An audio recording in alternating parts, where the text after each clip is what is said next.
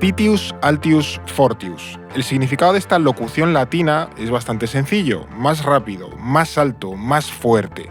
Estas palabras, que fueron pronunciadas por el barón Pierre de Coubertin, son el emblema de la competición deportiva más famosa del mundo, los Juegos Olímpicos. Y no le falta razón, porque a lo largo de más de un siglo, los Juegos se han convertido en el evento más global del planeta. Pero no es oro todo lo que reluce, quizás solo sean las medallas, porque detrás de este evento, concebido en origen para promover el deporte y la paz, se esconde una historia de negocios multimillonarios, corrupción, discriminación y sí, muchas pugnas geopolíticas. Así que hoy, en No es el fin del mundo, hablamos de la geopolítica de los Juegos Olímpicos. No es el fin del mundo, el podcast semanal del orden mundial. Y el equipo olímpico con el que competimos hoy, en esta bandera de el orden mundial o de No es el fin del mundo, nos acompañan. ¿Qué tal, David? David Gómez, ¿cómo estás? Pues súper contento, acaba la Eurocopa, que encima gana España, y ahora tenemos los Juegos Olímpicos. Que ya han empezado técnicamente hablando. Efectivamente. ¿Qué te iba a decir? ¿Qué especialidad serías tú en los Juegos Olímpicos? Yo creo de baloncesto, quizás. Sí, pues a mí lo que me flipa es, en los de invierno, el bobsleigh y el curling. Está bien. A mí me encanta el curling, ahí estar dándole con la escobilla. Petanca sobre hielo. Sí, básicamente. Es como una especie de Frozen, versión de ahí de barrio. Y además ahí piedras. Fastidiar al resto le das ahí a... Sí. Y los de la escobilla, héroes anónimos. Exactamente. Sí. Alba Liva también nos acompaña en este equipo olímpico. ¿Qué tal, Alba? Pues habéis contado con la que peor se le daba educación física en el colegio, o sea que aquí estoy. Nada, bien, un poco acatarrada, pero bien. Bueno, los catarros del verano, esos clásicos del aire acondicionado en 1000 sitios. Pero bueno, no es que haga falta mucha excusa, pero bueno, como siempre tenemos que preguntar un poco, o hacer la misma pregunta para arrancar el episodio: ¿por qué vamos a hablar hoy de los Juegos Olímpicos? Bueno, Fer, lo has comentado, estamos en época olímpica, así que tenemos un buen pretexto para hacerlo, pero al margen de eso, los Juegos Olímpicos, aunque se definen como apolíticos, son el evento deportivo que mejor refleja los conflictos y las dinámicas internacionales actuales. Un poco como Eurovisión. Sí, va por ahí los tiros. Claro. Y de hecho voy a mencionarte algunos ejemplos que están bastante de actualidad. Por ejemplo, este año el caso más claro lo tenemos con Israel y Palestina, otra vez. Y es que la ofensiva israelí en la Franja de Gaza ha generado diversas peticiones para vetar a Israel en esta edición de los Juegos Olímpicos.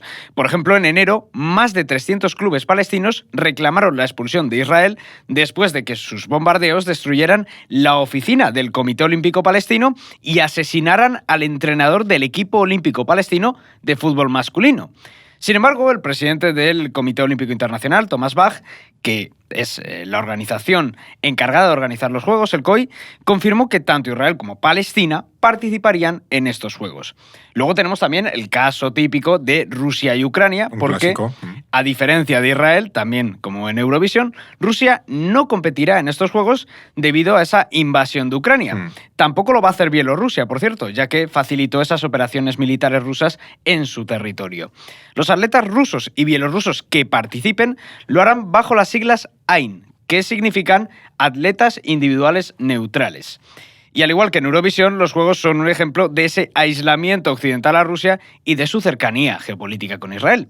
Aparte, también vamos a ver otras curiosidades, como ese conflicto típico entre la República Popular China y la República de China. Que no es confundirse. Claro. No confundirse. Apelamos a ese episodio que hicimos sobre Taiwán, la República de China, que es lo que conocemos como Taiwán, y que desde 1984 compite en los Juegos con el nombre de China Taipei. Así que si ven esa denominación de China Taipei, esa bandera blanca con... Que me digan, ¿quién es esta gente?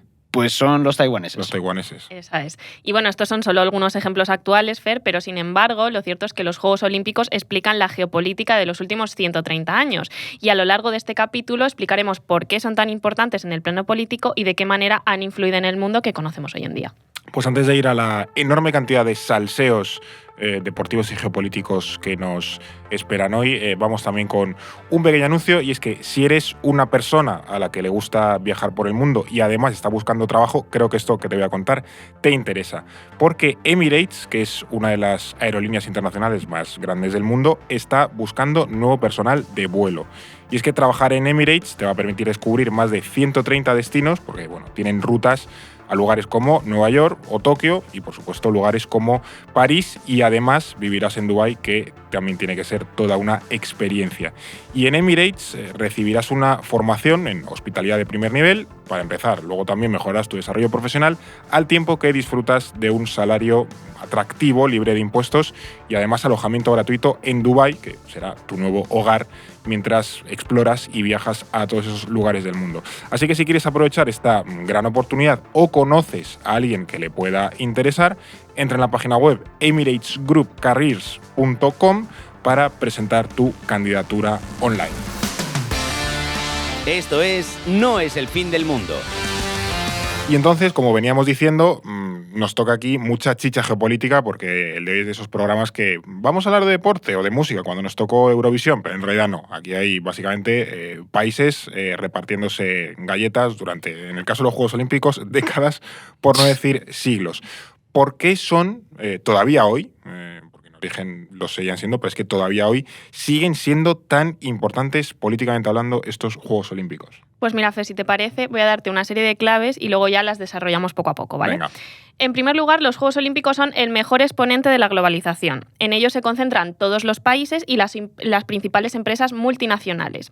En esta línea, los Juegos Olímpicos son también uno de los grandes fenómenos de masa a nivel mundial. Sí. Y, en definitiva, la máxima expresión del capitalismo. Ya nos ponemos marxistas desde el principio. Solo en este último ciclo olímpico, los Juegos de Verano de Tokio 2020 y los de Invierno de Pekín 2022 generaron 7.600 millones de dólares. ¿Está mal? No está nada mal. Y gran parte de esos ingresos provienen de los derechos televisivos y de los patrocinios. Al final los Juegos de Tokio, decimos Tokio 2020, que en realidad es un poco como nuestro episodio número 100. Es pregunta de trivial. Eso es. Sí. mítica. De Qué pillar, unos esos, años. que fueron en 2021. Vas con lo bonito que les había quedado el logo ahí con los Sí, aros era muy bonito, olímpicos es y verdad. tal, y realmente 2021, Muy bonito, pues, claro. bueno, cositas. Pero bueno, por supuesto, esto no es casualidad, y es que los juegos surgieron de esas élites capitalistas occidentales. Desde entonces han mantenido esas lógicas, a pesar que se han vendido como una competición abierta e inclusiva, lo cual les ha generado pues innumerables críticas también, ¿no? Hay mucha Yo sé que crítica. con el tiempo han ido mejorando mucho, porque como luego veremos, los Juegos Olímpicos originales Sí, era sí. una cosa un poco, no turbia, pero bueno, sí, Pero muy sí. de su época, Bastante por así casposa, decirlo. sí. O sea, casposo, sí. Luego también, en segundo lugar, los juegos ejemplifican la competencia entre países. Esto ya lo habéis apuntado al inicio. Cada país aparece con su himno, su bandera, sus símbolos, su uniforme nacional, que cada año varía, y estamos diciendo qué bonito es el de Mongolia, qué feo es el de España. Qué bonito es el de Mongolia Qué este bonito año. es el de Mongolia este año. Increíble. Muy bonito. Y luego, pues al final esto es un entorno ideal para que florezcan las tensiones entre estados, pero también para la exaltación del nacionalismo. Estamos ahí todos a tope con nuestros atletas, aunque no hayamos visto en la vida el taekwondo, pues estamos a tope con la atleta de taekwondo cuando compite, ¿no? Hombre, esa prueba de aguas bravas que no has visto en tu vida. Pero bajar, esa pero mañana lo vives. es tremenda. Yo recuerdo en los Juegos Olímpicos de Tokio de 2021 ver ahí las pruebas de taekwondo y solo te centras en eso. O la escalada. Me acuerdo, Sí, Alberto sí, Ginés, sí. aquella mañana tremenda que solo te focalizas en eso durante 4 años y eres el gran experto de eso. Sí, Pero sí. esa mañana te va la Como vida. tenga en que ello. hacer yo eso, o sea, es que me dan 4 infartos en lo que subes a París, ¿sabes? El chaval se lo hace en 20 segundos y dices, Sí, "Joder". sí, qué locura. Yo moriría de vértigo. Bueno, en ese sentido, los Juegos Olímpicos pues también son un instrumento de poder blando enorme, porque a los países les permite consolidar su proyección internacional, ya sea peleando por la sede, que esto es importante, o logrando un buen resultado deportivo, o incluso obtener su reconocimiento como Estado a través del deporte. No estamos hablando de cosas menores, precisamente. Sí. No, desde luego que no. Pero es que además los juegos tienen por sí mismos una capacidad de influencia geopolítica tremenda. Por ejemplo, promueven la tregua olímpica, que es la paralización de las guerras durante el evento, que es una tradición que surgió en esos Juegos Olímpicos de la Antigüedad que se celebraban en la antigua Grecia, en el Sí. santuario de Olimpia, pero que se rescató a partir de 1992 debido a las guerras yugoslavas que estaban aconteciendo en aquel momento. Y abarca desde los 7 días anteriores al inicio de los Juegos Olímpicos hasta los 7 días posteriores a su finalización. Este año, por ejemplo, países como Francia o China ya han pedido que se respete la tregua en la Franja de Gaza, lo cual daría cierto margen para acelerar las conversaciones de paz. Sin embargo, hay que recalcar que esto de la tregua olímpica no es vinculante. De hecho, ha habido países que se la han saltado bastantes veces. Un sospechoso habitual es la Federación Rusa, que la ha violado en varias ocasiones, por ejemplo, ocupando Crimea, con la invasión de Ucrania y también con la guerra en Osetia del Sur. ¿Pero ha tenido éxito alguna vez? Quiero decir, porque la tregua olímpica es como la típica cosa que se habla siempre, pero yo no recuerdo ninguna vez que dijese, mira, es que estos países se han puesto de acuerdo para hacer la tregua olímpica. Yo tendría que pensar, pero... O sea, a lo mejor en Yugoslavia y tal o algo, pero vamos, yo no recuerdo ningún. Quiero decir que es como una cosa así muy etérea, muy bonita, pero que luego pero siempre es papel mojado. de inicio de conflictos sí que no suele pasar. Bueno, Claro. con Rusia sí. Rusia sí que es sospechosa habitual, ya digo. Y encima, en 2 de las 3 ocasiones que rompió la tregua olímpica, lo hizo en Juegos Olímpicos que se celebraban en China. Sí. Lo cual a China no le hizo ninguna gracia. Pero bueno, ahí queda ese dato. Además, hablando de los Juegos Olímpicos, hay que decir que ofrecen una plataforma para la distensión y las negociaciones entre países. Lo vimos, por ejemplo, en ese año 2018, en los Juegos Olímpicos de Invierno de Pyongyang, donde Corea del Norte y Corea del Sur compitieron bajo una misma delegación y desfilaron con la misma bandera. Además, también los Juegos Olímpicos sirven como herramienta de presión diplomática, como sucedió, por ejemplo, con la Sudáfrica del Apartheid desde el año 1964 hasta 1992, cuando fueron expulsados de los Juegos Olímpicos. Esos Juegos profundizaron el aislamiento del régimen segregacionista sudafricano y contribuyeron a su debilitamiento y a su posterior caída.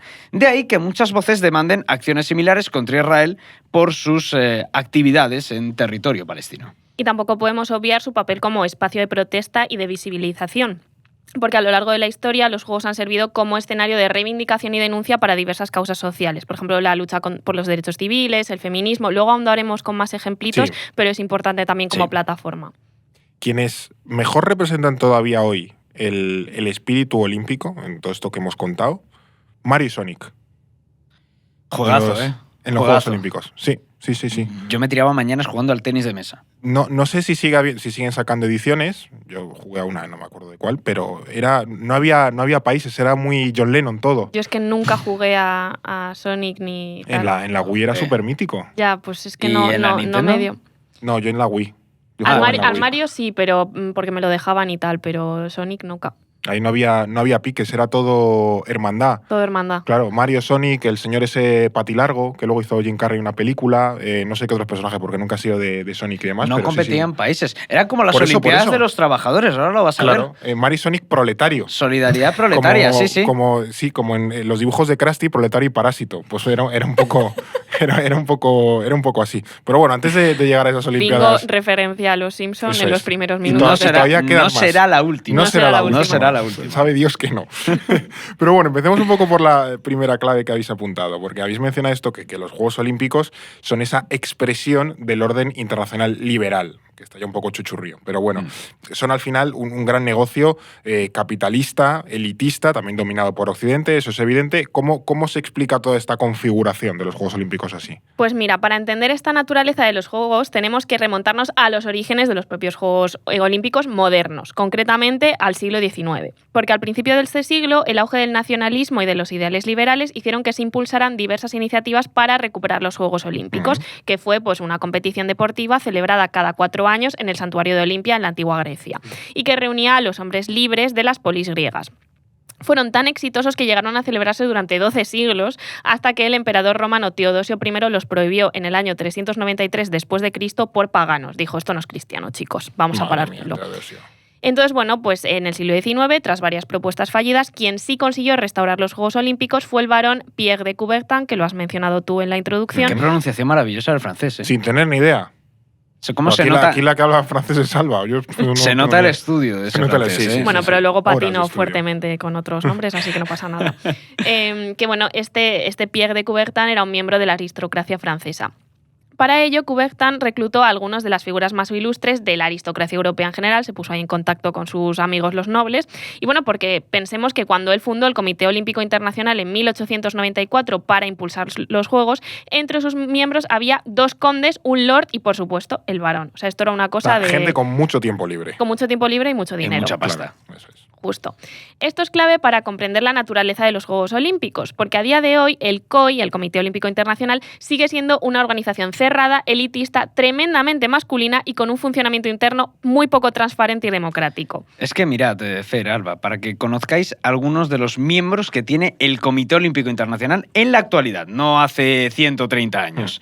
Tienes a la princesa de Liechtenstein, Buena gente. el príncipe Alberto de Mónaco, Ese no es buena gente. Ese no está buena gente.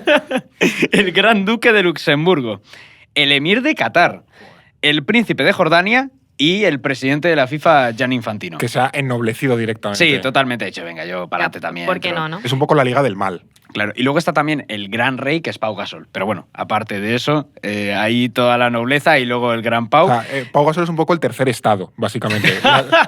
Los estados generales. Claro, le han metido un poco de relleno popular de, bueno, alguien del vulgo que venga aquí. Claro, un deportista, Hay ¿no? algunos deportistas, pero Alguien bueno. que sepa un poco. Pero sí que es verdad. También me sorprendió que estaba la presidenta de Croacia. O ex primera ministra. Bueno, una cosa increíble. Sí, bueno, un poco de Hay relleno. un entre crossover grandes ahí. duque y Es tal. como una iniciativa Vengadores de gente random. Y luego con también a mucho nivel poder. nacional también hay movidas porque hay como mucho hijo de que lleva perpetuándose en cargos de Comité Olímpico Sí, bastante sí, sí, tiempo, sí. ¿no? O sea, Sí, creo que en España... de la monarquía saudí, Sí. tienes de Kuwait también. Bueno, una barbaridad. Bueno, seguro que esto tiene mucha transparencia y en absoluto hay trazas de corrupción. En absoluto. Y como miembros honorarios también están el rey Guillermo de Países Bajos o el rey Federico X de Dinamarca. Es decir, que el COI, al fin y al cabo, tuve su composición y es uno de los últimos vestigios de la realeza europea. Como el COI es el Sacro Imperio. Sí, parece sí.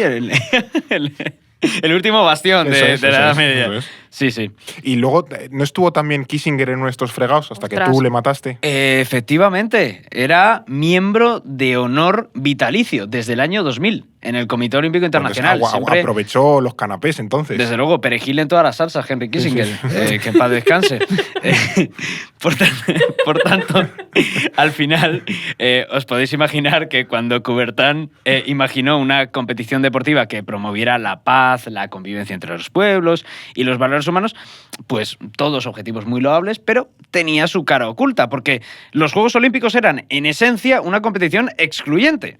Para empezar, Coubertin no quería oír ni hablar de las mujeres. Se tomó al pie de la letra No lo era de ni- hombres ni de las persona. polis griegas. Ya. De hecho, tú ves sus textos y sus declaraciones a lo largo del tiempo y el hombre no evoluciona, era firme en sus convicciones. En fin, era absolutamente surrealista lo que llegaba a decir. Del Claro, que mismo en modo, 1890 y pico, bueno, puedo llegar a entender que un hombre noble de esa época, pues las mujeres las considerase como una especie de cosa ahí de... sí, pero cuando ya el sufragio femenino se estaba extendiendo, el tío se mantenía en sus 13 con que las mujeres no podían hacer deporte. Era una auténtica locura.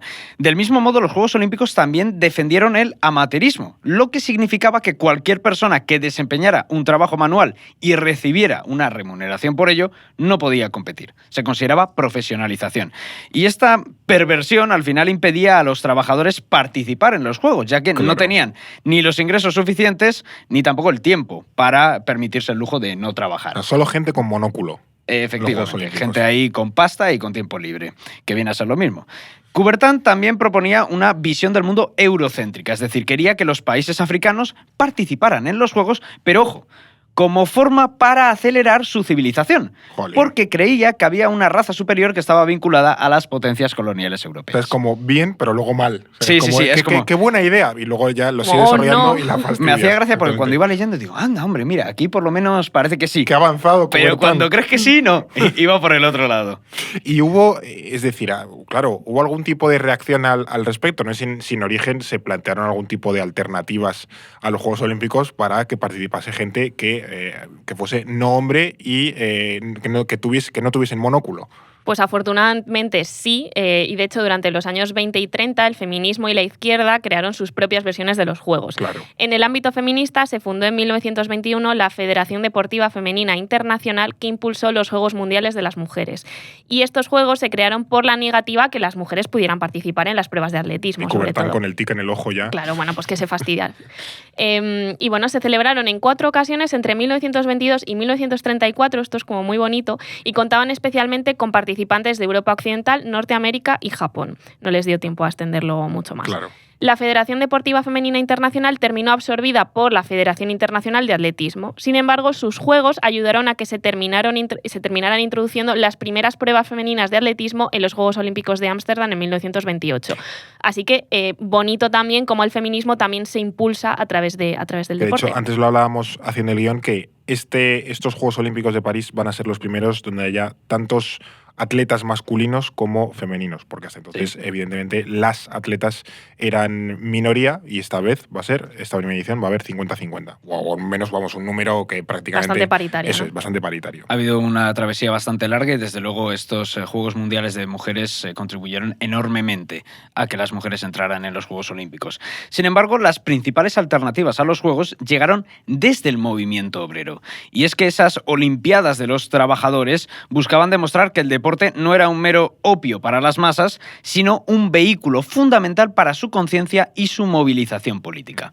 Pero su principal objetivo era distanciarse de esa esencia elitista, burguesa y capitalista de los juegos, como denominaban ellos. Querían, en cierto modo, democratizar el deporte, permitiendo que los trabajadores pudieran competir sin las trabas que imponía ese amateurismo. Sí.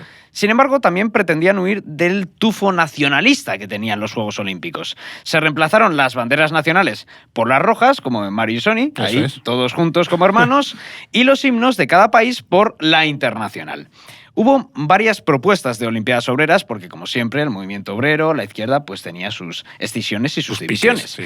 La más conocida estuvo impulsada por la Internacional Deportiva Obrero Socialista entre 1921 y 1935 y llegó a congregar a 100.000 deportistas de hasta 26 países diferentes en el año 1931. Estos eran los asociados, porque ¿cómo participan 100.000 personas en unos juegos? Pues de diferentes países los llevaban ahí. Pues mucha gente, equipos de fútbol de 40.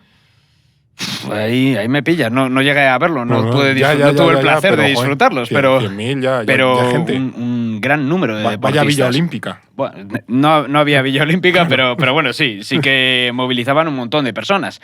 Sin embargo, las Olimpiadas Internacionales de los Trabajadores excluían a los anarquistas y también a otros movimientos de izquierda. Estaban impulsados de la época. Fundamentalmente por socialistas. Claro. De este modo, el Sportintern, que era la organización deportiva apoyada por el Comintern, la Internacional Comunista, también creó su propia versión de los Juegos Olímpicos, de sus Olimpiadas de los Trabajadores, que tiene un nombre muy chulo que es las Espartaquiadas. ¡Ostras! En homenaje a Espartaco, que se organizaron en los países de Europa del Este desde 1928 hasta 1937. Qué bonita la película Espartaco, ¿eh? Es gracioso que todas estas Olimpiadas paralelas siempre se desarrollan en los mismos años porque es básicamente la época de entreguerras. Luego ya antes y después pasaron cosas. Entonces, Total.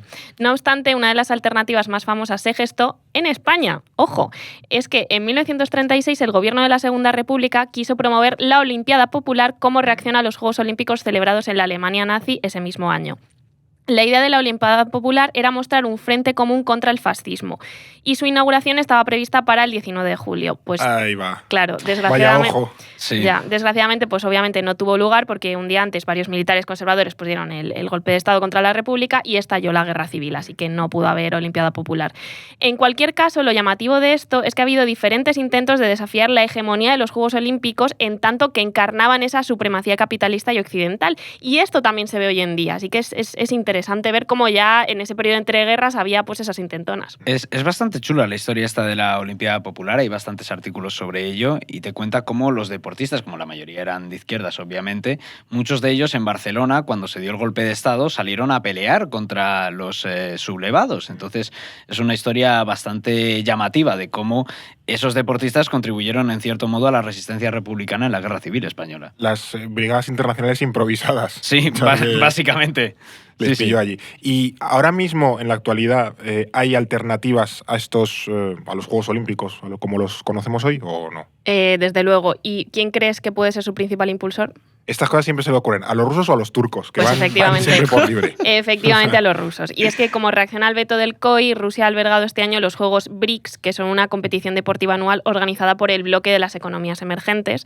Y al mismo tiempo Moscú también tenía previsto organizar este año los Juegos Mundiales de la Amistad, vaya nombre, como alternativa a los Juegos Olímpicos. Sin embargo, Rusia pues, ha postergado el evento al próximo año y a ver si lo termina celebrando o no. Suena muy soviético, ¿eh? Juegos Sí. Mundiales de la Amistad. Sí. Es un nombre muy en ese plan. Lo que no he visto este año, y estoy muy decepcionado, es la típica cuenta de Twitter, o aunque sea el reportaje de los fiascos constructivos que hacen siempre en las villas olímpicas, de retretes mirando a la pared, escaleras que no llevan a ningún lado, porque como las hacen deprisa y corriendo, pues muchas veces las acaban de manera totalmente chapucera y siempre salen reportajes de pues todos los fails A ver, que se montan en las ese infraestructuras arquitecto olímpicas. tuitero que se ponga las pilas, Sí, ¿no? sí, sí. Claro. Siempre está ese artículo, luego está también el de los colchones antisexo en la Villa Olímpica, Eso que es. siempre hablan de eso. Eso es. Y es verdad que yo creo que este año lo está concentrando todo la mierda que hay en el Sena, básicamente. También, sí, que la pobre alcaldesa se ha bañado en un agua marrón, que es como, bueno, Bueno, decían que Macron se iba a bañar y estaban los franceses a ver si se concentraban para cagar en el Sena cuando él se calculando bañara. Calculando.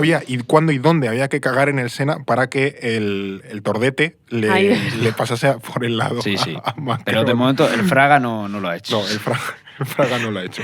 Bueno, al margen de esta esencia elitista y excluyente, otra de las cosas que se le reprochan a los Juegos Olímpicos es que es uno de los grandes negocios capitalistas, que es básicamente una máquina de hacer dinero y también de despilfarro y de corrupción, como también hemos visto. Efectivamente, Fer. De hecho, una de las razones por las que decimos que los Juegos Olímpicos son elitistas es porque son muy caros. Sí. Es decir, no todo el mundo se puede permitir pagar o financiar unos Juegos Olímpicos.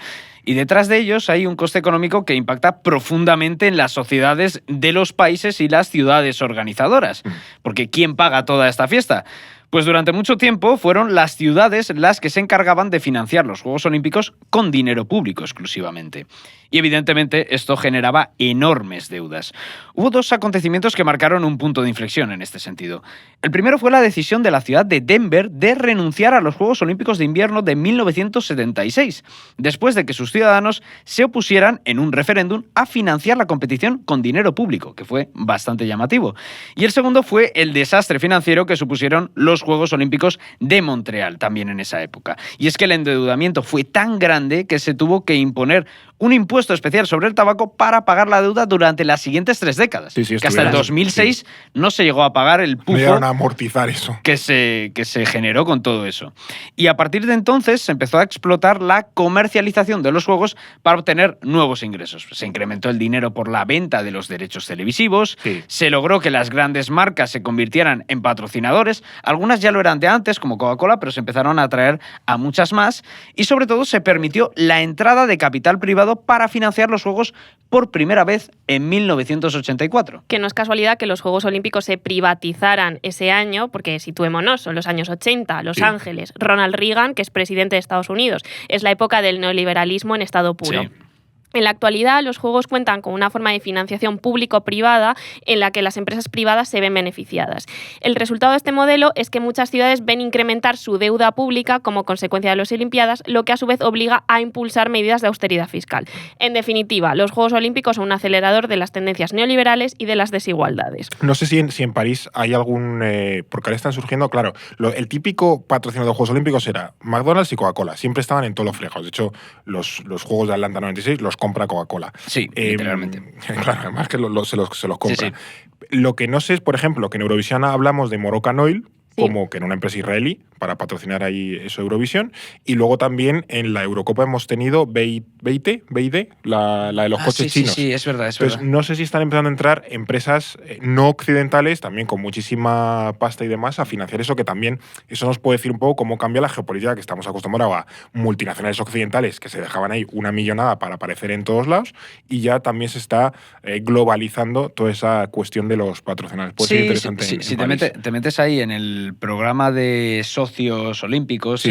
que es donde aparecen las 14 o las grandes empresas, los grandes patrocinadores, que son todas multinacionales, pues es verdad que tienes Coca-Cola, pero tienes también Deloitte, Alibaba, estaba también Samsung, en definitiva, cualquier gran marca que te imagines está Se patrocinando mete en el fregado. los Juegos Olímpicos. Pero volviendo a esto de los desastres financieros, porque el mejor ejemplo de estos desastres económicos se produjo en 2004 en Grecia, Vaya hombre. cuando Muy los mítico. Juegos Olímpicos de Atenas pasaron de costar 1.600 a 16.000 millones de dólares. Bueno, pues te equivocas en un cero en el Excel. Añadieron un cerito No, más Claro, ahí como a quien ver, no ¿a quiere quién la le ha cosa. pasado? Que la cita ateniense dejó instalaciones abandonadas, incapaces de ser mantenidas y un agujero en las arcas públicas que terminaría culminando con la crisis económica de 2008 que forzó a Grecia a solicitar varios rescates financieros. Pero Atenas no es la excepción, porque los juegos suelen producir enormes sobrecostes y endeudamientos. Incluso en aquellos lugares donde sí tuvieron un impacto positivo, como por ejemplo en Barcelona, que es muy mítico, también dejaron su cara oscura. Porque aunque es verdad que los juegos favorecieron la modernización urbanística de la ciudad e impulsaron su imagen internacional, recordemos que eran las décadas, la década inmediatamente 2 décadas después de la entrada de España pues en la democracia, en la Unión Europea. O sea, era Sí. como hay que. Un momento muy bueno. Un momento el muy AVE, eso. la Expo, todo La eso. España feliz, ¿no? Eso es. La España feliz.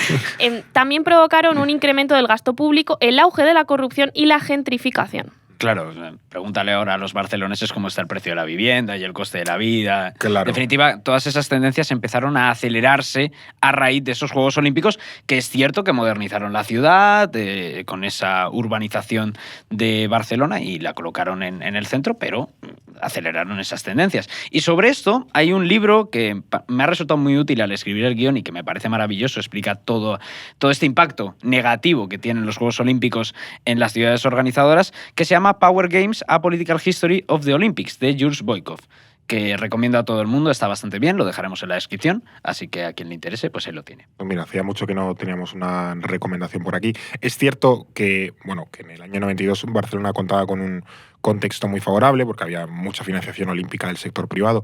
Creo que hay un episodio, no sé si fue del antiguo Canal Plus, que explicaba cómo se tejió y cómo se ideó toda la idea olímpica de Barcelona. Se metió al Corte Inglés, se metió a SEAT. Quizás un informe Robinson. Un informe algo Robinson, de eso, sí. correcto. Barcelona 92. Eso sí. es, de informe Robinson, del difunto Michael Robinson, y se explica muy bien cuál es la idea, porque al final Barcelona 92, de hecho, son los únicos Juegos Olímpicos que se consideran un éxito, no tanto por una cuestión de recaudación versus coste, sino porque los Juegos Olímpicos se consideraron una forma de transformar la ciudad, que es lo que se le ha dicho a otros muchos proyectos, que si quieres unos Juegos Olímpicos simplemente para construir estadios, solo va a generar corrupción y unos sobrecostes del copón. Pero Barcelona sí fue inteligente y abrió la ciudad al mar, porque tenía toda la industria en la parte pues, cercana a la costa y demás, y sirvió para pues un cambio en toda la ciudad, y eso la catapultó, le elevó a básicamente una de las grandes ciudades globales, cosa que no han hecho otras ciudades que han dicho, estoy aquí unos fastos aquí para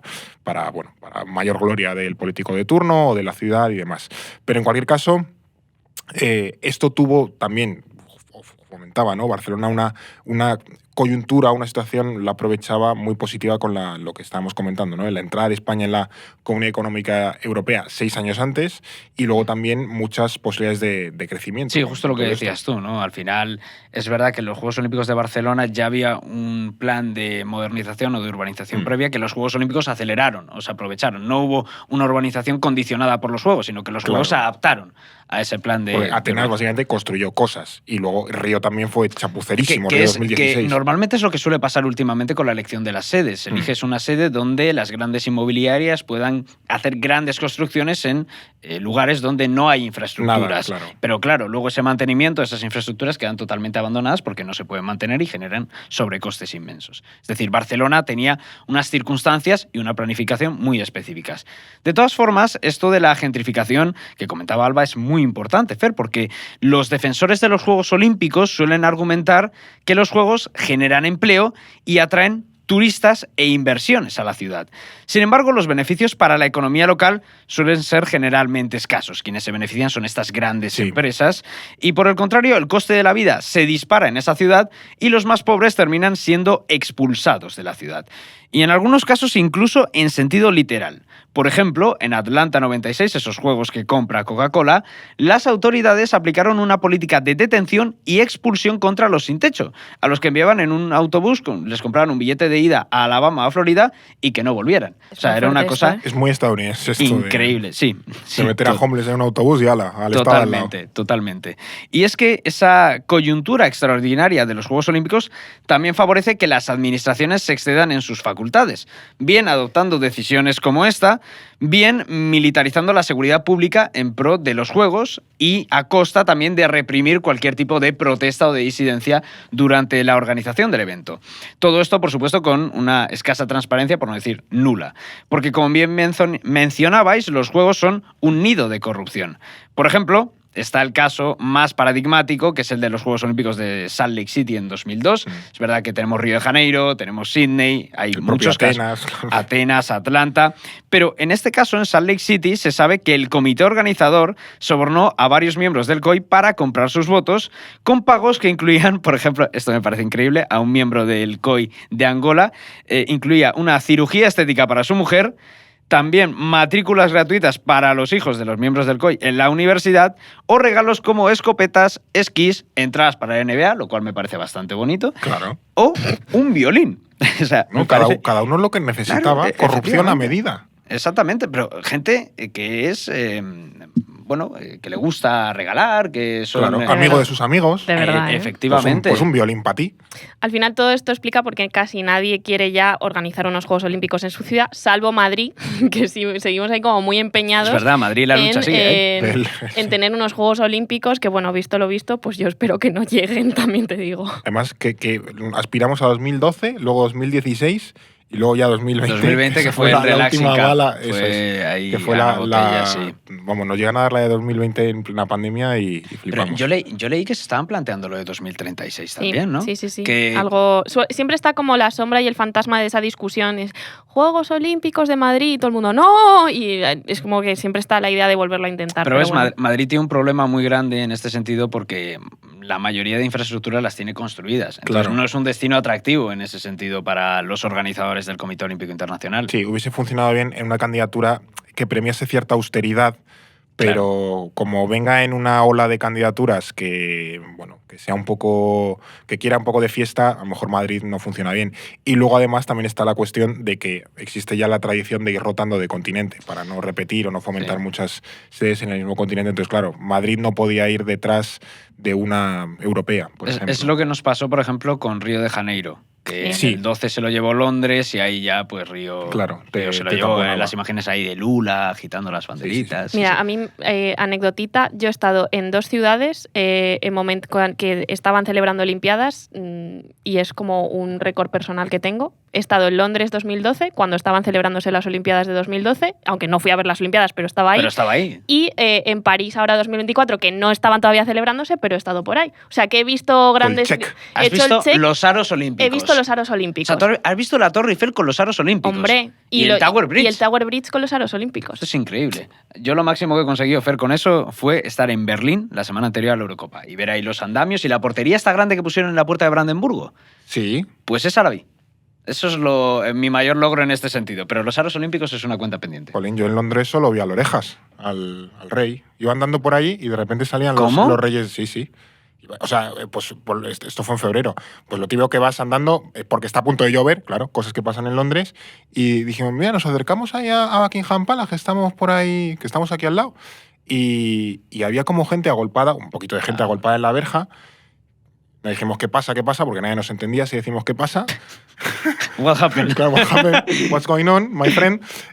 No, y justo en ese momento salían Carlos III y Camila, Ah, que se iban, no sé, al médico, creo, a hacer la revisión. pero hubo un cruce de miradas. Hubo así como... Creo que el rey no reparó en mi presencia. Quizá debería haberlo hecho, no lo sé, pero no reparó en mi presencia. No escucha... No es el fin del mundo. Yo creo que no. Bueno. Yo creo que no. Debería, pero no, todavía no.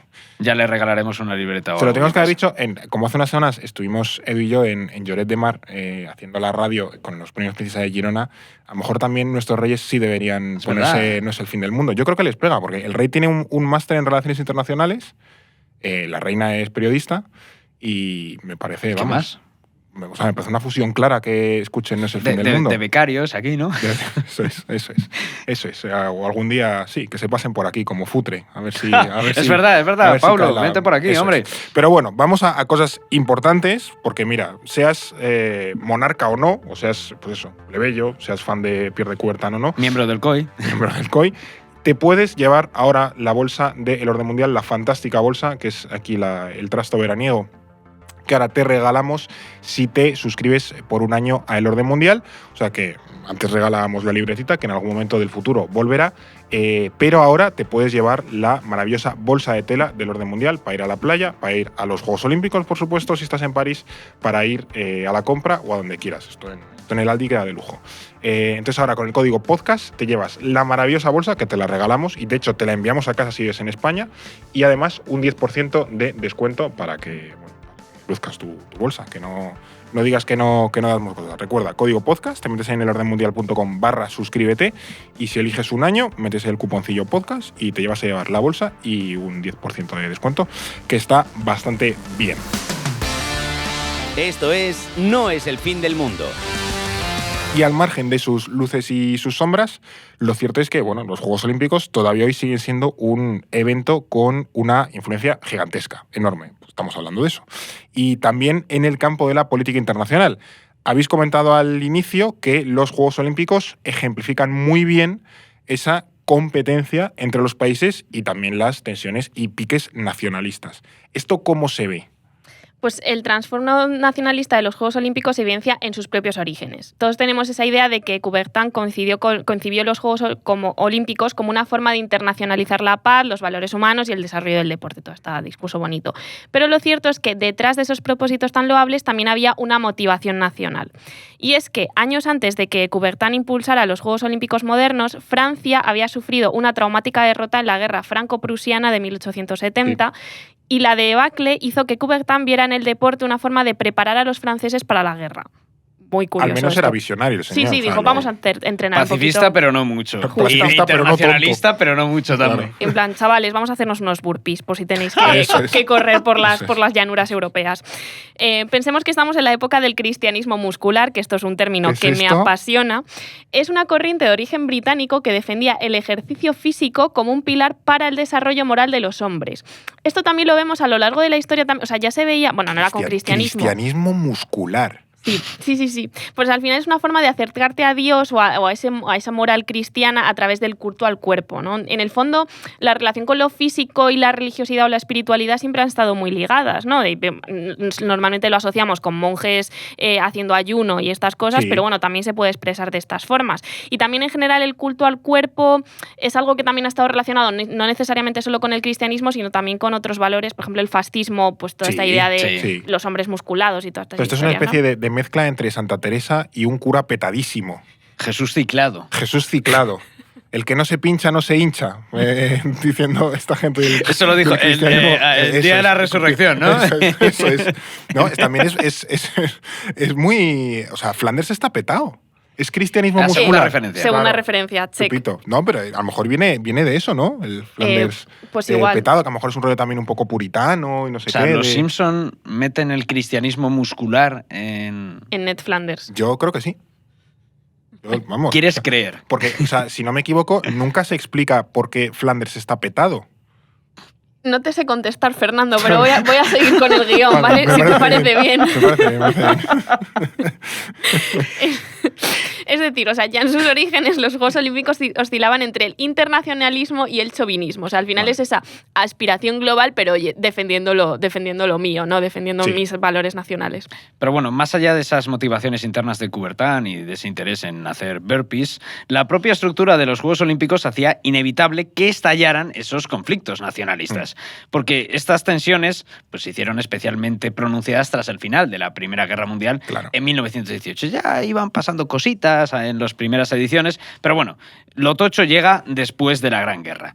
Los primeros Juegos Olímpicos tras el conflicto se celebraron en la ciudad belga de Amberes, en el año 1920, como forma de reparación por la ocupación durante la Gran Guerra. Porque Amberes en 1920 estaría pachoped. Sí, Bélgica la dejarían devastada. Entonces...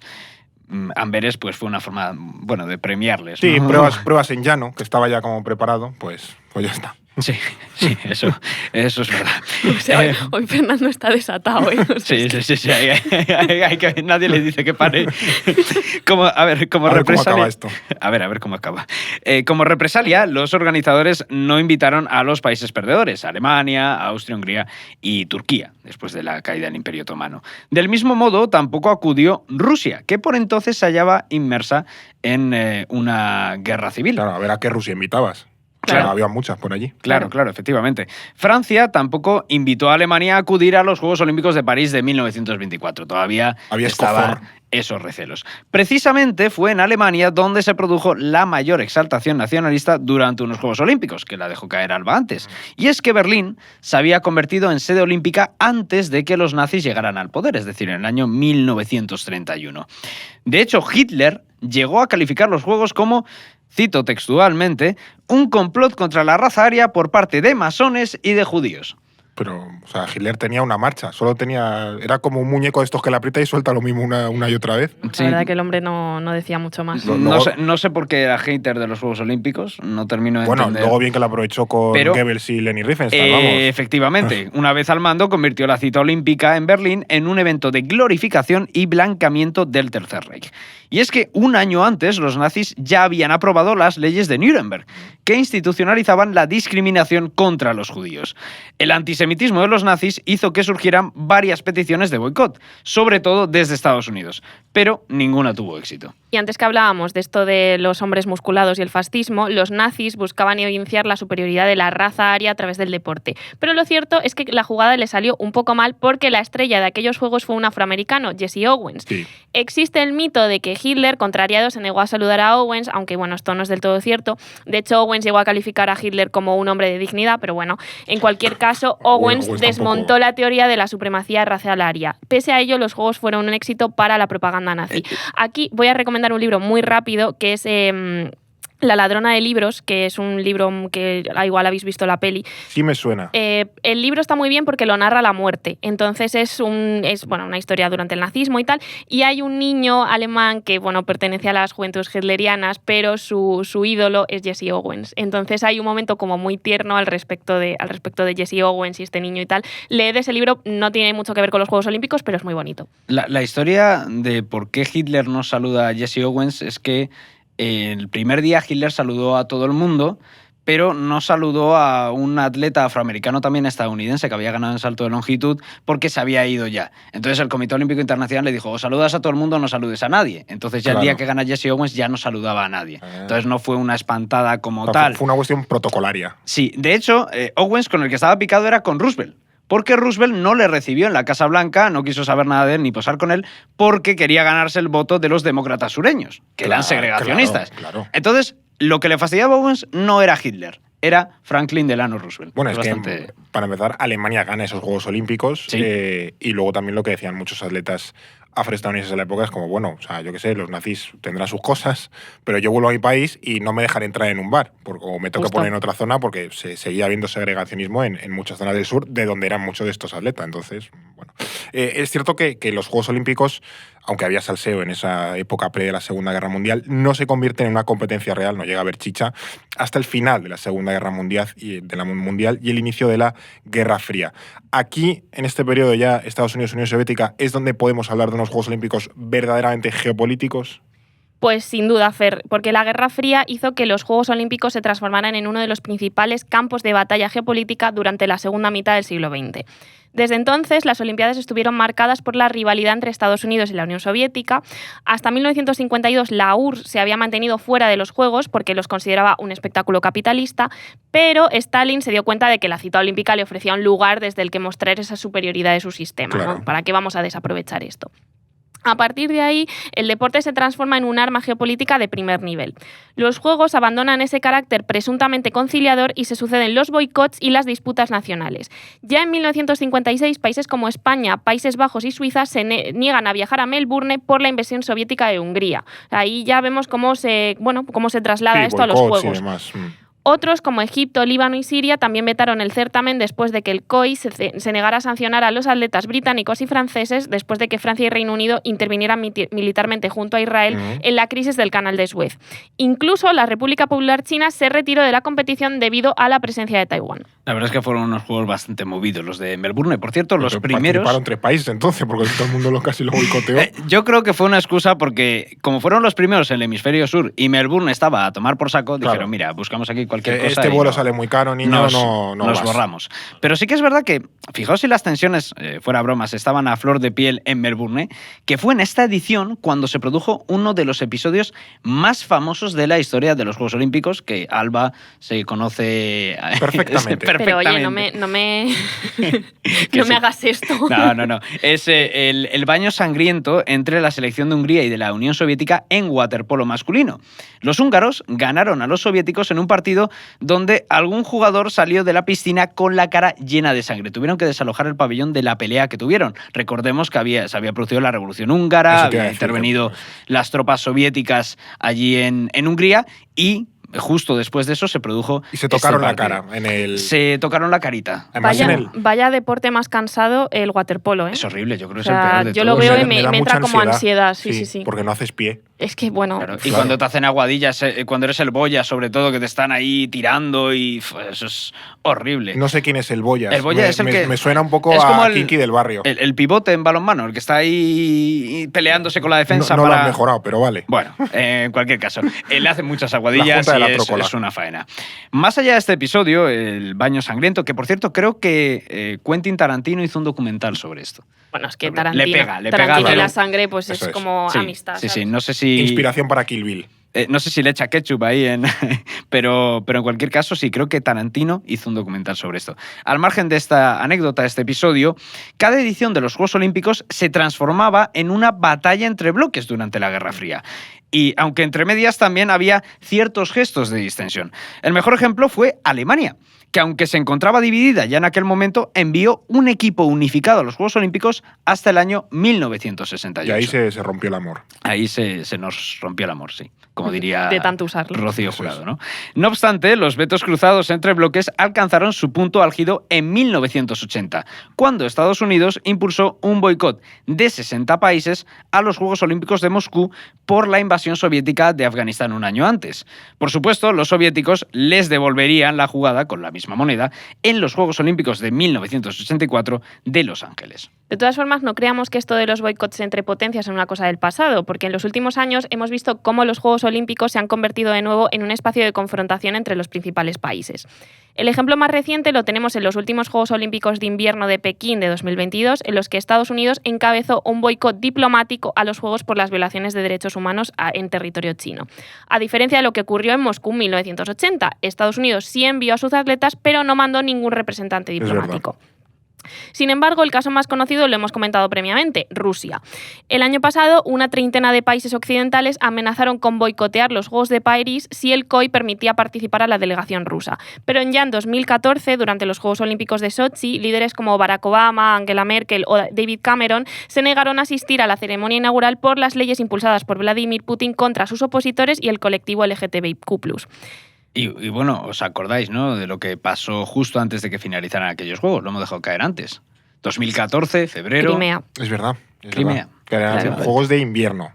Juegos Olímpicos de Invierno, vale, eso es. Vale. Es verdad. Pero bueno, más allá de la rivalidad entre bloques, hay como dos disputas geopolíticas que se gestan en este periodo de la Guerra Fría y que tienen una relevancia fundamental en la actualidad. Llegan hasta la actualidad. En primer lugar está el conflicto palestino-israelí y luego, por otro lado, la cuestión de Taiwán. Empecemos, por ejemplo, porque lo vamos a ver mucho estas semanas, entre Israel y Palestina. ¿De qué manera se ha manifestado este conflicto en los Juegos Olímpicos? Bueno, lo primero que hay que decir es que este conflicto entre Israel y Palestina ha sido uno de los que más ha marcado la historia olímpica. Pensemos que durante décadas ambas partes han usado el deporte como herramienta para obtener reconocimiento y también legitimidad a nivel internacional. Ha sido especialmente relevante para estos dos territorios. Y en ese contexto, la presencia en los Juegos Olímpicos era esencial tanto para los los israelíes como para los palestinos. Israel debuta en los Juegos Olímpicos en 1952 en Helsinki, 4 años después de declarar su independencia. El Comité Olímpico Israelí ya había intentado participar en los Juegos de Londres de 1948, pero por entonces la mayoría de países todavía no reconocían ese nuevo Estado israelí, entonces fue todo un poco precipitado. Pero ¿usted quién es? Era un poco Claro. eso. Además, Israel tenía un problema añadido, que no se conoce tanto, pero que es bastante relevante, y era la rivalidad interna que había entre las dos principales organizaciones deportivas del país. Estaba el Maccabi, que estaba vinculado a los sionistas más conservadores, y luego el Hapoel, que estaba asociado a los sionistas socialistas, que en ese momento estaban ya en el gobierno con David Ben Gurion. Cada organización llegó a impulsar su propio comité olímpico, lo que imposibilitaba el reconocimiento del COI. Es decir, ¿cuál era el comité olímpico israelí realmente? ¿El que lideraba Maccabi o el que lideraba el Hapoel? Entonces eso complicó también las cosas. Tras su debut en Helsinki en 1952, la historia de Israel en los Juegos Olímpicos ha estado marcada por los boicots y las protestas. El primero ya lo hemos mencionado antes, cuando Egipto, Líbano y Siria se retiraron en 1956 por la crisis de Suez. Sin embargo, el punto álgido llegó con la Guerra de los 6 días de 1967, en la que Israel ocupó todo el territorio palestino, los Altos del Golán y la península del Sinaí egipcia. Aquel conflicto inició la ocupación ilegal de Palestina por parte del Estado israelí, lo que intensificó el odio del mundo árabe hacia Israel. Fue en esos años cuando la Organización para la Liberación de Palestina de Yasser Arafat comenzó a emprender una serie de campañas terroristas contra objetivos israelíes por todo el mundo. Y los Juegos Olímpicos no fueron ajenos a esta ola de atentados. Creo que esto lo comentasteis en el doble episodio del conflicto, sí. ¿no? Ahí dio tiempo a comentar. Exactamente. O sea, pero si no lo dijimos, pues me parece raro. 100% Claro. que lo dijimos. Remitimos a ese episodio, pero bueno, lo repetimos, que es que en los Juegos Olímpicos de Múnich 1972, un comando terrorista del grupo palestino Septiembre Negro secuestró y asesinó a 11 miembros del equipo olímpico israelí. No es casualidad que los terroristas palestinos escogieran los Juegos Olímpicos como escenario para atacar a Israel en aquel momento, porque a principios de los 70 los países árabes habían encontrado en el deporte uno de sus principales instrumentos para aislar diplomáticamente a Israel. De hecho, 2 años después de ese atentado, el Comité Olímpico Asiático, que es el que organiza los Juegos Asiáticos, una versión regional de los Juegos Olímpicos... Como la UEFA Olímpica de Asia. Sí, efectivamente. Expulsaba a Israel, al tiempo que lo hacía también la Confederación Asiática de Fútbol, que es la UEFA Asiática. Años después, ambas organizaciones sí aceptarían a Palestina como Estado miembro.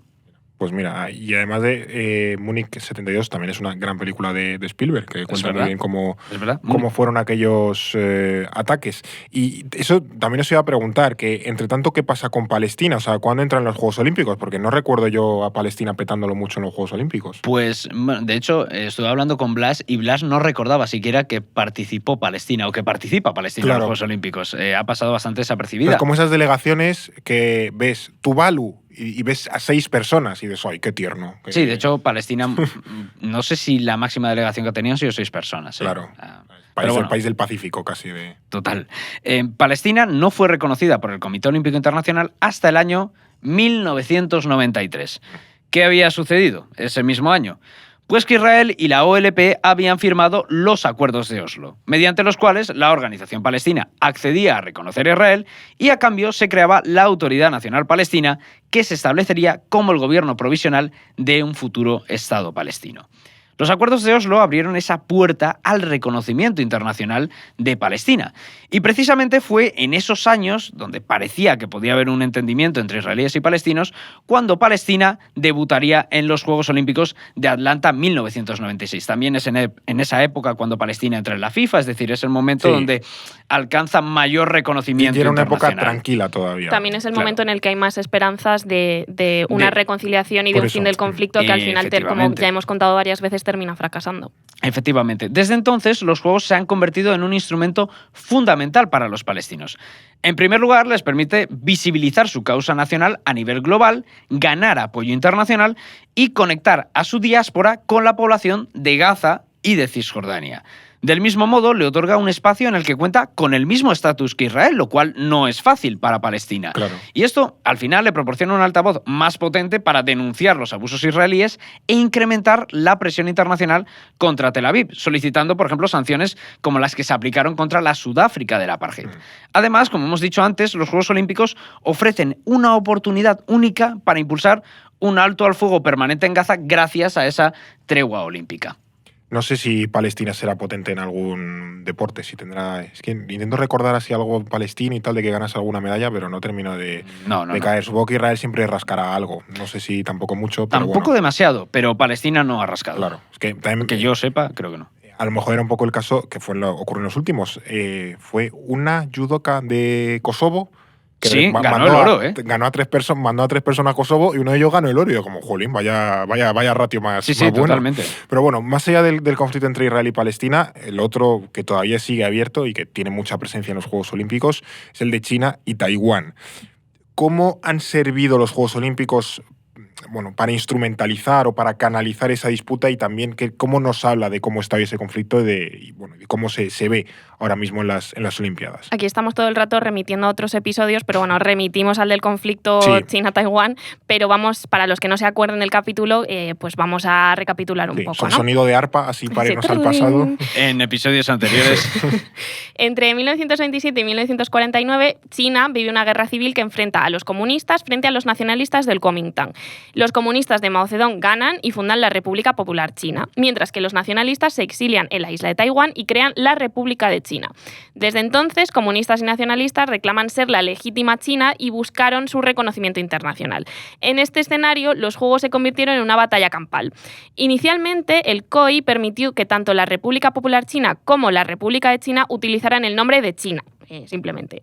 Sin embargo, en 1959 el Comité Olímpico decidió que la República de China tendría que competir como Taiwán. En este cambio de criterio fueron claves los miembros soviéticos del COI, que argumentaron que no se podía identificar a la República de China con el Comité Olímpico Nacional Chino. ¿Cuántas veces estoy diciendo China en este momento? Bueno, espero que sigáis conmigo. Que ya no controlaban el deporte de la China continental. La delegación taiwanesa aceptó la decisión a regañadientes y, de hecho, en la ceremonia de apertura de los Juegos Olímpicos de Roma 1960 desfilaron con una pancarta en la que ponía bajo protesta. En plan, estamos aquí, pero protestando. Desfilaron con un asterisco. Exacto. Sí, totalmente. Además, esta fue la primera derrota olímpica de Taiwán respecto a China. Sin embargo, la más importante se produjo en el año 1976, cuando la delegación taiwanesa se retiró de los Juegos Olímpicos de Montreal después de que el gobierno canadiense, que reconocía ya a la República Popular China, prohibiera la participación de Taiwán si utilizaba el nombre de China. Y en ese momento Taiwán pues ya se encontraba en desventaja respecto a la República Popular, porque la China comunista estaba acercándose a Occidente, especialmente a Estados Unidos, recordad ese viaje de Nixon y demás, y había logrado el asiento en el Consejo de Seguridad de Naciones Unidas. Que había expulsado a lo que era Taiwán, a la República de China, del Consejo de Seguridad. Con este contexto, los taiwaneses claudicaron y terminaron firmando con el COI la Resolución de Nagoya de 1981, por medio de la cual Taiwán aceptaba competir en los Juegos Olímpicos bajo el nombre de China Taipei y con unos símbolos distintos a los suyos. Por eso hoy vemos que Taiwán compite con el nombre de China Taipei, con esa bandera blanca y con esos símbolos. Una florecilla, ¿no? Claro, florecilla, los 5 anillos y luego está el símbolo este de la bandera azul ahí en el centro. ¿Qué nos dice todo esto al final? Pues principalmente muestra cómo la República Popular China ha ido ganando peso en la escena internacional e imponiéndose en esa batalla diplomática frente a Taiwán. De hecho, con esa estrategia de desarrollo pacífico y de apertura internacional, China ha ido aislando progresivamente a Taiwán y a día de hoy apenas 12 estados reconocen a la República de China como la China legítima. Uno de ellos el Vaticano. Uno de ellos el Vaticano, y el resto islas del Pacífico, yo creo que no. Sí, algún país todavía está Paraguay, está Guatemala. No descartamos que en el proceso de hacer este episodio dejen de reconocerlo otros dos, que son cosas que pasan a veces. Que Tokelau diga mañana, oye, que reconocemos a China. El último fue Nauru. Creo. Sí, por eso. Que además, como son muy poquitos, pues claro, llega China y les compra. Bueno, creo que el caso de China y Taiwán entronca bastante bien con otra de esas ideas que lanzáis al principio del episodio, que es el uso de los Juegos Olímpicos como herramienta de poder blando, de influencia, que busca impulsar esa proyección internacional que existe en un Estado, sea escenificando su crecimiento en la escena global, eso por ejemplo ocurrió en Pekín 2008, como buscando su reconocimiento, que es algo que han buscado muchos Estados, lo hemos visto con el tema palestino. ¿Qué influencia han tenido los Juegos Olímpicos en este aspecto de proyectar ese soft power? En esto el caso de China es paradigmático y es interesante verlo porque es el ejemplo ideal, ¿no? Los Juegos Olímpicos sirven para potenciar la imagen internacional de un país. Es un escaparate hacia el mundo. Sí. Y en ese sentido, China fue quien mejor aprovechó esta ventana con la organización de los Juegos Olímpicos de Pekín 2008. Aquí en otros episodios hemos hablado de que 2008 es un año clave. Esta es una de las razones por las que lo es. Sí. Estas Olimpiadas fueron la carta de presentación de China al mundo. Quienes lo vimos, yo creo que nos acordamos de cómo de repente vimos la cultura china y todo lo que era China en nuestras televisiones, Sí, ¿no? sobre todo que en ese momento como que China pasaba de potencia emergente ya a potencia emergida. Era un poco la carta de presentación de yo ya soy uno entre de iguales, básicamente. Justo. Además, me acuerdo del Estadio Olímpico, el nido de pájaro ese precioso. Sí, era, sí. Y cómo tenía mítico. tuvo que hacer esfuerzos importantes para eliminar toda la contaminación de la ciudad de Pekín, que era una guarrería, y de hecho hay dinero para quitar toda la mugre. Sí. Pensemos que China había obtenido los Juegos Olímpicos en 2001, justo cuando el país acababa de entrar en la Organización Mundial del Comercio con el apoyo de Estados Unidos, a pesar de los escándalos por sus abusos de los derechos humanos y la represión del Tíbet. Pekín 2008 confirmó a China como la gran potencia emergente. Y además eso lo hizo con el beneplácito de Estados Unidos. Sí. Esto es cuando, años antes, tenemos las famosas frases de Bill Clinton diciendo que, que adoptar el capitalismo y entrar en la Organización Mundial del Comercio les llevaría tarde o temprano a la democracia. Sí, visionario. Sí, Pobre Bill Clinton. Lo clavó. Pobre Bill Clinton. No es el único caso. En 1964, Japón recibió la organización de los Juegos Olímpicos para simbolizar la reconstrucción del país tras la devastación de la Segunda Guerra Mundial. Todo esto demuestra que la elección de las sedes tiene un sentido geopolítico. Muestra los equilibrios del poder del momento. Igual que no es casualidad que los BRICS se llevaran la mayoría de Olimpiadas a principios de los 2000, porque era cuando justo se había denominado a esos grupos de países y se estaba prestando mucha atención, ¿no? Con Pekín, Sochi y Río de Janeiro.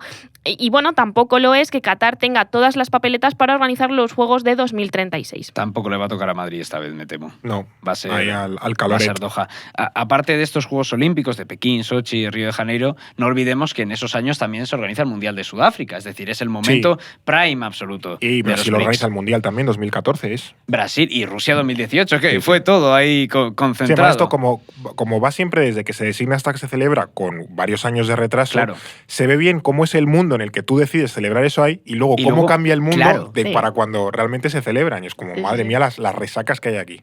Sí, no tiene nada que ver la Rusia 2018 a Rusia 2007 cuando recibe el Mundial. Claro. Es un abismo. Pero como bien decís, no todo va de proyectar poder. Los Juegos Olímpicos son fundamentales para que aquellos territorios sin Estado puedan avanzar hacia el reconocimiento internacional. Pensemos que el COI reconoce más países que Naciones Unidas. De ahí que los Juegos Olímpicos sean tan importantes en este ámbito. Por ejemplo, mientras que la ONU está formada por 193 miembros, el Comité Olímpico Internacional reconoce a 206 comités olímpicos nacionales. Palestina y Taiwán, por ejemplo, son los casos más paradigmáticos de países reconocidos por el COI, pero que no forman parte de Naciones Unidas. Pero hay más. Está Kosovo, están las Islas Cook, que es un estado asociado de Nueva Zelanda, están esos territorios de Estados Unidos, como puede ser Puerto Rico, Guam o Samoa Americana, también algunos territorios británicos de ultramar, como Bermudas, y, ojo, está Hong Kong, que es esa región administrativa especial en China. Todavía no la han fusionado, no la han absorbido. Todavía no. Sin embargo, desde 1996, la ONU y el COI acordaron que el reconocimiento de nuevos comités olímpicos nacionales estaría condicionado a la entrada previa de esos territorios en Naciones Unidas. Es decir, que si Gibraltar quisiera ahora participar en unos Juegos, tendría que convertirse primero en un miembro de la ONU. Pero Kosovo se salta un poco esto. Sí, porque los que entraron antes en el Comité Olímpico Internacional no se les aplica ese principio de... Vale. Bueno, es que esto es tricky, porque al final pocos países han sido independizados desde entonces. Montenegro, Sudán del Sur y pocos, o sea, que hayan sido reconocidos en la ONU. Pero bueno, pues nada, pues Gibraltar, como diría Morata, que se apañen, ¿no? Básicamente. Pero bueno, creo que tampoco podemos olvidar la importancia de los Juegos Olímpicos como también un espacio de protesta social, ¿no? Y de reivindicaciones. Hay mil ejemplos porque, bueno, en teoría tiene ese carácter apolítico, como Eurovisión. Muchos deportistas y activistas, lógicamente, han utilizado el evento para hacer ver, nunca mejor dicho, sus reivindicaciones dentro de las pruebas olímpicas o en el contexto de los Juegos Olímpicos. Una lección a sacar de aquí es que cuando algo con un gran evento internacional se denomina apolítico, sospecha. Claro. porque no lo es. Como cuando alguien dice, yo es que soy apolítico. Bueno, vale, o sea, como, claro, un poco como esto la escopeta también, nacional. También aplica a los grandes eventos. Claro. Pero sí, lo de las reivindicaciones en los Juegos Olímpicos es un hecho muy importante y muy significativo porque las protestas sociales en los Juegos son tan antiguas como la propia competición. La primera de la que se tiene constancia se produjo en 1906 cuando el atleta irlandés Peter O'Connor, en la ceremonia del podio, escaló hasta el asta donde se ondeaba la bandera del Reino Unido y colocó la enseña irlandesa. Bueno, pues claro, ahí... porque entonces Irlanda era parte Claro. del Reino Unido. Sí. Irlandés era de que diría él que es irlandés, pero Claro, jugaría y con la enseña tenía británica. que competir con la delegación británica, Claro. no podía competir Que de con hecho el Reino irlandés. Unido compite unido en los Juegos Olímpicos. No compiten Escocia, Gales, Irlanda del Norte a su bola. Compite unido, pero a medias. A es trozos. decir, la delegación se Es verdad, llama es Gran Gran Bretaña, Bretaña, es verdad. e Irlanda del Norte, los deportistas norirlandeses pueden elegir si competir con la delegación de Gran Bretaña o con la de Irlanda. Es una cosa así bastante llamativa. Claro, pero luego, por ejemplo, Gales, Escocia y tal, dentro de Sí, Gran Gales, Bretaña, Escocia e Inglaterra compiten con Van Gran en el pack. Bretaña. Eso es. Sin embargo, estas protestas se fueron intensificando a medida que los Juegos Olímpicos adquirieron visibilidad. Pues claro, cuanto más estás en la tele, pues más potente es tu reivindicación, ¿no? Una de las más importantes tuvo que ver con la denuncia del racismo en Estados Unidos. En 1968, los atletas afroamericanos Tommy Smith y John Carlos realizaron el famoso saludo del poder negro Sí. levantando el puño mientras sonaba el himno estadounidense. Es una imagen súper potente. Fue una estampa muy icónica porque se produjo en un momento álgido de la lucha por los derechos civiles, con el asesinato de Martin Luther King y la inhabilitación de Muhammad Ali. Smith y Carlos fueron expulsados y denostados a su regreso a Estados Unidos, pero sentaron un precedente en la protesta contra la desigualdad racial. Toda la historia alrededor de su protesta, de cómo tienen los guantes, de todo, es una historia preciosa, súper interesante. También las asociaciones y amistad que trazaron entre los atletas que estaban en ese podio. Es muy bonito, yo os animo a buscarlo porque es una historia muy guay. Creo que hay un reportaje, voy a jugarme diciendo que es de Jotdown, del australiano que quedó tercero, que también le marginaron. El Ese. pobre hombre. Que era un tío que estaba por allí. Porque les ayudó. Porque no les sé, ayudó. Les Sí. ayudó que le dio un guante o cómo era la historia. Creo no, que les dio la idea, claro. dio la idea, porque uno se había, claro, ellos tenían el guante y entonces Uno en cada mano, claro. Claro, y entonces uno se los había olvidado. Y entonces Sí. el australiano les dijo, oye, ¿y por qué no le dejas tú el guante y cada uno lo hace solo con uno? Y entonces ya con eso trazaron una amistad con el australiano pues también le boicotearon y Sí, le denostado, hicieron sí, polvo. denostado totalmente. completamente. Y luego creo que cuando murió alguno de ellos, no sé si el australiano precisamente, Smith y Carlos fueron a Australia a su funeral. Llevaron su féretro, sí. Llevaron su féretro. O sea, es una historia Sí, sí. preciosa que se retroalimenta décadas y, bueno, pues también como las protestas tienen estos símbolos tan potentes en escenarios que te permiten, pues, eventos como los Juegos Olímpicos. Sí. Desde luego, los Juegos Olímpicos de México 68 fueron uno de los más reivindicativos de la historia porque ese mismo año también se produjo la invasión de Checoslovaquia por parte del Pacto de Varsovia, en definitiva impulsado por la Unión Soviética. Y esto hizo que la atleta Vera Kaslavska agachara la cabeza mientras sonaba el himno de la URSS en protesta por la represión de las autoridades soviéticas. Antes de que siga, otra historia muy interesante es toda la conflictividad social y las protestas en el México del 68 alrededor de los Juegos Es verdad, Olímpicos. es verdad, de hecho- Es súper interesante es toda esa historia. Que se De hecho, cargaron a un se montón cargaron, de sí. gente. Se cargaron Sí, a sí. un montón de gente protestando, pues por eso, pues un país en muy convulso y que además con una gran cita internacional a organizar. Es súper curioso. Efectivamente. Y otro caso paradigmático fue el de la atleta australiana Cathy Freeman, que se convirtió en la primera atleta indígena en lograr una medalla en los Juegos Olímpicos de Sydney 2000. Freeman, que había sido elegida para encender la llama olímpica, posó con la bandera australiana y la indígena en un contexto en el que el primer ministro australiano, en aquel momento, que era John Howard, si no me equivoco, se negaba a pedir disculpas por los abusos cometidos por la población blanca contra los aborígenes. Y al final todos estos ejemplos, hay muchísimos, pero por seleccionar algunos, pues demuestran el poder que tienen los Juegos Olímpicos para visibilizar estas causas y proyectarlas a nivel internacional. Sí, y luego también está toda la cuestión de los Juegos Paralímpicos, que eso también da mucha Sí. visibilidad. Sí, Al sí. final son pruebas interesantes. O, por ejemplo, creo que desde Río de Janeiro se creó un equipo de refugiados también para visibilizar Es verdad. la cuestión, el drama de los refugiados. O sea, hay bastantes iniciativas en Sí, eso. de refugiados. Y no sé si está planteado también algo de apatridia o que van siempre en el equipo olímpico, que es que ahora Claro. le habéis dado otro nombre, que no sé cómo lo habéis llamado, que es donde van los rusos. El de los atletas Claro, que van en el equipo individuales neutrales. Eso, o es algo que van en el así. equipo de otros. Sí, Sí, justo, sí, es la categoría de básicamente. otros Sí, ahí. y tendrían que ir disfrazados de gris, básicamente. Pero sí, hay cosas alrededor de los Juegos Olímpicos muy interesantes. Y luego está la historia de cómo los españoles trampeamos el baloncesto en los Juegos Paralímpicos con un equipo que no era paralímpico. Ay, También Dios, una historia es verdad. mitiquísima. Bueno. Pero bueno, eso quedará para otro momento. Ahí podías haber estado tú, Fer, en ese equipo. Yo conozco a uno de los que estuvo en ese equipo. Sí. Esta es una de las historias. Coincidimos hace ya muchos años en los albores de ON con uno de estos. Uno de los que. De hecho, fue con el que se infiltró en el equipo. Era un periodista con el que se infiltró en el equipo y fue el que destapó Era el topo. todo. Sí. Ostras, sí, es Que verdad. dijeron, ¿por qué no lo destapaste antes de ganar el oro? Y es como, bueno, cosas que pasan. Pero bueno, esta es una de las probablemente cientos de maravillosas historias que hay alrededor de los Juegos Olímpicos. Hemos esbozado aquí, o sea, ya para. Creo que lo bonito de los Juegos Olímpicos es que tienen 1000 anécdotas. Aquí podríamos estar también 1000 horas hablando de ellos, sobre todo David. Pero bueno, hay que parar en este punto, porque bueno, hemos hecho un repaso, ya digo, de todas las influencias, todos los negocios, todas las corruptelas, los piques, el trasfondo histórico que también hay alrededor de los Juegos Olímpicos, que es muy interesante. Ahora por delante tenemos un mes prácticamente no de pruebas, básicamente. Sí. Desde la siempre interesante lucha grecorromana hasta, obviamente, las aguas bravas y pues, no sé si hay. Pero creo que son 15 días, ¿no? En total, así como. Con chicha.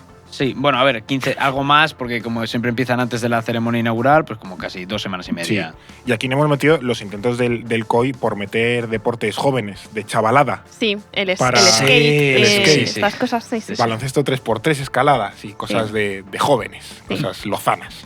El Pero meme bueno. del señor Barnes, ¿no? Sí, el meme del señor Vance de Tercera referencia. esa referencia, sí, o del señor Topo ahí con el skate bajo el brazo. Pero bueno, muchas gracias, David, por contarnos todo esto. Un auténtico placer. Y muchas gracias, Alba, también a ti por contarnos tantas anécdotas de los Juegos Olímpicos. A vosotros. Y gracias a ti que nos escuchas, como siempre, en Spotify, en iVoox, o en iVoox, como le quieras llamar, en Apple Podcast, en Amazon, o que nos ves a través de YouTube. Recuerda que con el código podcast te puedes suscribir 1 año a El Orden Mundial y te regalamos la fantástica, fantabulosa bolsa del Orden Mundial para que la lleves donde quieras. Y nada, disfruta de los Juegos Olímpicos y disfruta también de las vacaciones si estás de asueto. Y nada, que nos vemos aquí en unos días en No es el fin del mundo. No es el fin del mundo, el podcast semanal del Orden Mundial. Producido por The Voice Village. Dirección Eduardo Saldaña. Conducido por Fernando Arancón y guión de David Gómez y Alba Leiva. Producción ejecutiva Ricardo Villa. Diseño de sonido y sintonía original Pablo de Diego.